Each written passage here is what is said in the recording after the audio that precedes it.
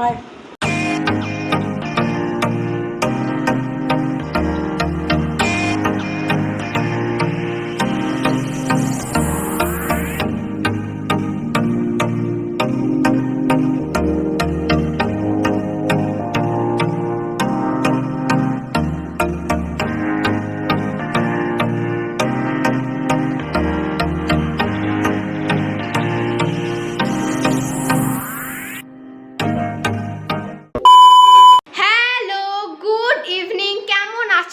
বন্ধুরা আশা করছি তোমরা সকলেই খুব ভালো আছো। Welcome back to our channel. তো আজকে আমি নিয়ে চলে এসেছি আবার একটা ব্লগ নয়, আজকে আমি তোমাদেরকে একটা রেসিপি দেখাবো। আজকে রেসিপিটা হচ্ছে মোগলাই। তো মা আজকে আমাদের রাত্রে ডিনারে মোগলাই বানাবে, তো সেটাই তোমাদের সঙ্গে শেয়ার করবো। এখন তোমার এই মাত্র সন্ধ্যেটা হয়েছে জাস্ট, তো আমি একটা ভিডিও এন্ড করছিলাম, সেজন্য একটু এরকম সেজে গিয়েছিলাম। তো সেই ভিডিওটা তোমরা দেখতে পাবে, সেটা হচ্ছে তোমার একটা পৈতে বাড়ি ব্লগ, যেটা তোমরা দেখে নিয়েছো হয়তো অলরেডি। তো এখন মা সন্ধ্যে দেবে, তারপরে তোমার সন্ধ্যেবেলা কিছু একটা খাওয়া দাওয়া করবো, আর তারপরে বানানো হবে মোগলাই রেসিপিটা চ্যানেলে দেওয়া নেই গো, আগে অনেকবার বানিয়েছি কিন্তু চ্যানেলে দেওয়া হয়নি। তো আজকে সেটা রেসিপি তোমার সঙ্গে শেয়ার করব। তো চলো, যখন মোগলাই বানাবো তখন দেখা করবে। আপাতত টাটা। ডেলি ব্লগ দেখো, তারা জানো নিশ্চয়ই যে আমার সন্ধ্যেবেলা একটু মুড়ি না হলে চলে না। তো আমি নিয়েছি তোমার মুড়ি, খই, আর তার সঙ্গে তোমার চানাচুর আছে, আর একটু তেলও আছে। আর এদিকে মার ভাই খাবে তোমার কলা, তার সঙ্গে তোমার শাক আলু, আর ওদিকে আছে তোমার আঙ্গুর। এখন কারো ইচ্ছে নেই, সবাই খাওয়া স্টার্ট করে দিয়েছে। এদিকে ভাই খাচ্ছে, আর এদিকে মা খাচ্ছে শাক আলু, আমিও খাবো। তো চলো আমি খেয়ে নিই ফটাফট, নাহলে সব শেষ হয়ে যাবে।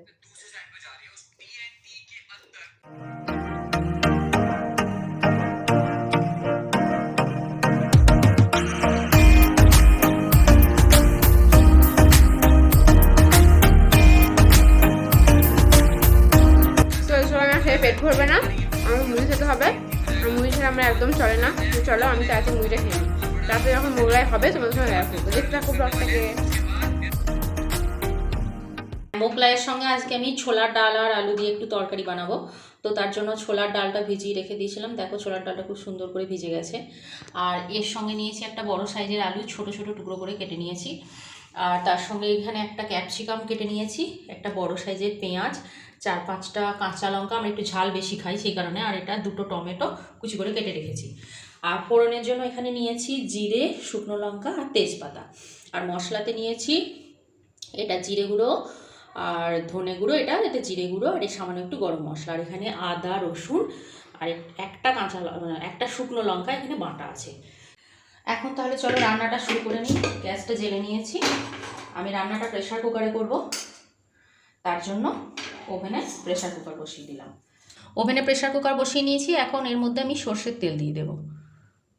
খুব বেশি তেল দেবো না, সামান্য 1 টেবিল স্পুন মতো তেল দিয়েছি। তেল গরম হয়ে গেছে, এখন ফোড়ন দিয়ে দিলাম। ফোড়নটা ভাজা হয়ে গেছে, এখন আমি আলুগুলো দিয়ে দেব।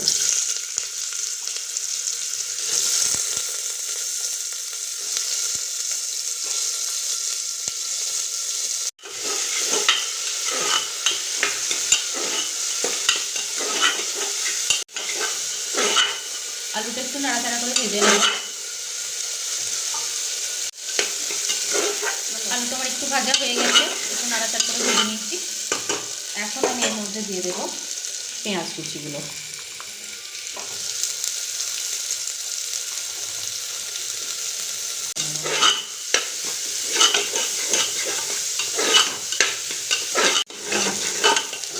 পেঁয়াজটা হালকা ভাজা হয়ে গেছে, হাফ ভাজা হয়ে গেছে। এখন আমি এর মধ্যে বাকি ইনগ্রেডিয়েন্টস কটা সব দিয়ে দেবো, টমেটো, ক্যাপসিকাম আর কাঁচা লঙ্কা।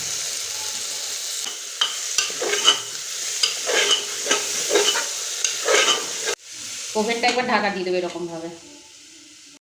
3-4 মিনিট ঢাকা দিয়ে রেখেছি, এখন ঢাকাটা খুলে দেবো।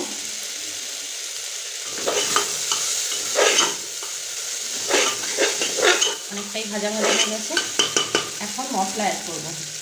বাটা মশলাটা দিয়ে দিলাম, গুঁড়ো মশলাটা দিয়ে দিলাম। গরম মশলাটা কিন্তু এখন দিইনি, শুধু বাটা মশলা গুঁড়ো মশলাটাই দিলাম।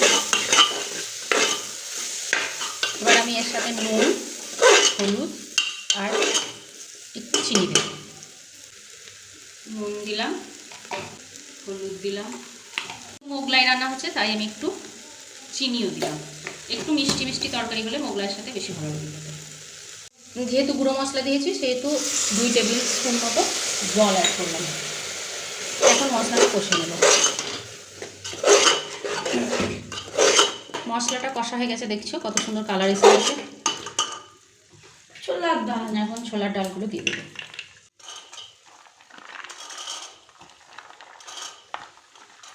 ছোলার ডাল দিয়ে আর একটু কষে নেব 2 মিনিট মতো। তারপর এটা জল দিয়ে ঢাকা দিয়ে দেবো আর একটাই মাত্র সিটি দেব। কষা হয়ে গেছে, এখন আমি এবার জল দিয়ে দেব। খুব বেশি জল দেব না, যেহেতু মোগলাইয়ের সাথে খাওয়া হবে সেহেতু এটা তরকারির মতো হবে একদম। জল দিয়ে দিয়েছি, এখন আমি এবার গরম মশলাটাও দিয়ে দেব। গরম মশলা দিয়ে ঢাকা দিয়ে দেবো আর একটি মাত্র সিটি দেবো। যেহেতু ডাল সিদ্ধ হয়ে আছে, আলু কষে নেওয়া আছে, তাই রান্নাটা হতে আমার বেশিক্ষণ সময় লাগবে না। এখন প্রেশার কুকারে ঢাকা দিয়ে একটা সিটি দেবো। আমি এখানে 250 গ্রাম মতো ময়দা নিয়েছি আর স্বাদ মতো একটু নুন দিয়ে দিলাম। সাদা তেল দিচ্ছি ময়ানের জন্য। এটা এবার আমি ভালো করে মেখে নেব।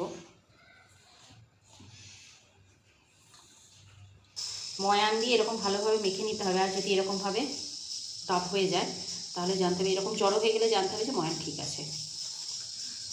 এখন এতে অল্প করে করে জল দিয়ে মেখে নেব। এভাবে আস্তে আস্তে একটু করে করে জল দিয়ে একটা নরম ডো তৈরি করে নিতে হবে। খুব শক্ত হবে না, একটু নরম হবে ডোটা। ডোটা আমার রেডি হয়ে গেছে মাখানো। এখন আমি এটাকে একটু ঢাকা দিয়ে রেখে দেবো। তো মা আটার এই ডোটাকে মিনিমাম তোমার 20 থেকে 30 মিনিট মতো ঢাকা দিয়ে রেখে দিয়েছিলো। তারপর এটা আরও সফট হয়ে গেছে, দেখতেই পাচ্ছ। তো এটাকে এখন গোল গোল করে মিডিয়াম সাইজের লই করে নেবে। এই যে এরকম করে লই করে নিতে হবে। আর তারপর ময়দা দিয়ে এটাকে ভালো করে পুরোপুরি, মানে দেখতে ওই চাকতি বেলনাটা যতটা বড় ঠিক ততটা মতো বিলে নিতে হবে। দেখতে হবে তোমরা কতটা বড় বিলতে হবে। তো এতটা বড় করে বেলার পর একটা গ্লাসে চাট মশলা, তার সঙ্গে নুন, আর দিতে হবে তোমার পেঁয়াজ কুচি, আর ঝাল মতো মানে তোমাদের স্বাদ মতো লঙ্কা দিয়ে দেবে। আর তারপরে তোমার একটা ডিমকে ভেঙে ওর মধ্যে দিয়ে তার সঙ্গে তোমার ব্রেড ক্রাম্বস দিতে হবে। তারপর ওটাকে ভালো করে ফাটিয়ে নিতে হবে। মানে তোমার ভালো করে ফাটিয়ে নেওয়ার পর ওই যে পরোটাটা আছে সেই পরোটাটার মধ্যে এই তোমার এই যে ফাটানো ইয়েটা ডিমের এই ব্যাটারটা দিয়ে দিতে হবে পুরোপুরি, মানে যতটা দিতে পারবে তোমরা। আর তারপরে তোমরা যখন যদি গড়িয়ে যায় তাহলে এরকম করে তোমার মা যেরকম করে একদিকটা মুড়িয়ে নিলে সেরকম করে মুড়িয়ে নেবে। তারপরে আবার একদিকে দিয়ে দেবে ডিমের ব্যাটারটা নিয়ে তারপরে ভালো করে দুদিক মুড়িয়ে নিতে হবে। মানে দুদিক নয়, চারদিক ভালো করে মুড়িয়ে এটাকে তোমরা কেউ চাইলে ডিপ ফ্রাই করতে পারো, আর কেউ চাইলে আমাদের মতো করতে পারো। মানে মা এখানে তোমার হালকা তেলে ভেজে নিচ্ছে, চারিদিকে তেল ছড়িয়ে যেরকম করে ভেজে না বলে সেরকম করে ভেজে নিচ্ছে, ডিপ ফ্রাই করেনি এটা। তো তোমরা যদি এটা না করতে পারো তো ডিপ ফ্রাই করে নিতে পারো। ডিপ ফ্রাই করাটা বেশি ইজি হবে।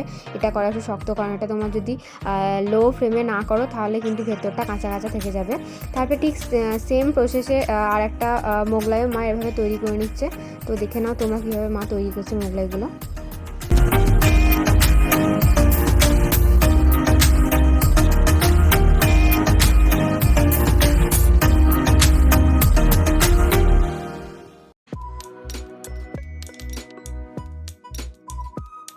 গাইস, মায়ের মোগলাই করা হয়ে গেছে, এদিকে ভাই খাওয়া স্টার্ট করে দিয়েছে। ভাই কেমন হয়েছে? দারুণ হয়েছে।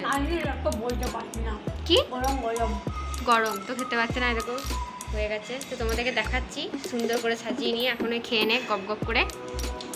তো গাইজ আমাদের সব মোগলাই করা তৈরি হয়ে গেছে, মানে মা সব মোগলাই কটা করে নিয়েছে। আর এখন তোমাদের কেটে দেখাচ্ছে যে ভেতরটা কীরকম হয়েছে, মানে সিদ্ধ হয়েছে না হয়নি। তো দেখতেই পাচ্ছ কতটা ক্রাঞ্চি হয়েছে, একবার ছুরিটা দিলেই তোমার ভেঙে যাচ্ছে। খুবই ক্রাঞ্চি হয়েছিল আর খেতেও দারুণ হয়েছিল গাইজ। তো তোমরা অবশ্যই একবার বানিয়ে দেখো, আমাদেরকে কমেন্ট করে বলো যে কেমন হয়েছিল খেতে। দেখতেই পাচ্ছ ভেতরে ডিমটা পুরো সিদ্ধ হয়ে গেছে। তো চলো আর বেশি বকর না করে টেস্ট করে দেখা যাক। আর আমি ওয়েট করতে পারছি না, সবার খাওয়া হয়ে গেছে।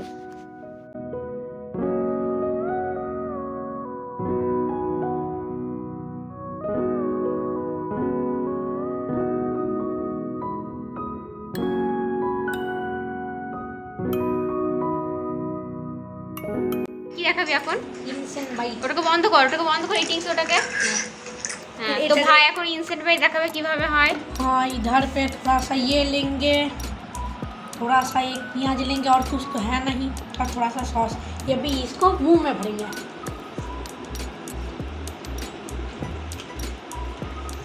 ইনসেন্ট বাইট হয়। কেমন লাগছে খেতে? ভালোই হয়েছে। খাও। সস নাওনি মা? আমি সস খাই।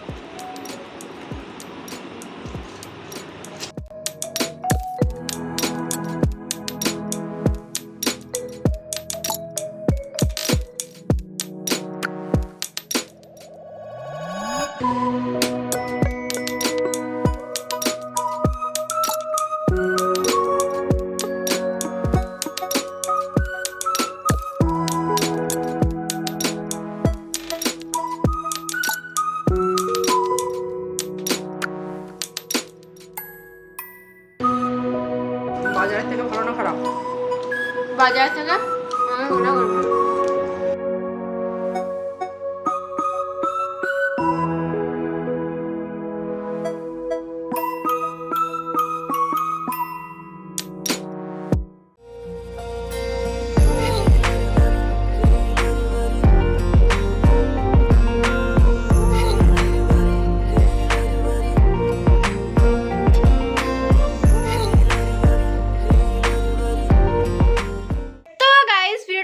অবশ্যই লাইক করো, কমেন্ট করো, আর চ্যানেলে নতুন হয়ে থাকলে চ্যানেলে সাবস্ক্রাইব করতে একদম ভুলো না। তাড়াতাড়ি চ্যানেলটাকে সাবস্ক্রাইব করে দাও। আবার দেখা হবে এরকমই একটা ভালো ভিডিও, তার সঙ্গে রেসিপির সঙ্গে। খুব ভালো থেকো সবাই বন্ধুরা। Take care and tata.